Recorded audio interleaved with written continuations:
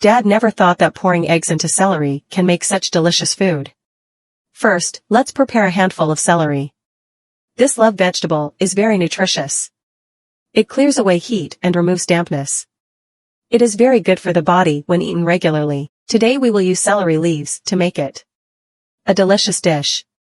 First, put the fried celery leaves into water, add a spoonful of salt, wash them and drain them.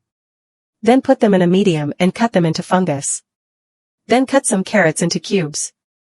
Then add the chopped celery leaves, put it into a bowl, pour a tablespoon of flour, and coat each stop page evenly with flour. Add the diced carrots, add a spoonful of salt, then add a spoonful of ingredients, and then add an attack bomb. Then use chopsticks to stir evenly and mix the batter like in the video. Then brush the electric pan with oil and pour in the mixed batter. Then use a small spoon to stir it into round pancakes. If you want to do this to me at home, oh my god, it's really old. It's delicious. The last thing I said is follow me. You can only find me when cooking. Thank you.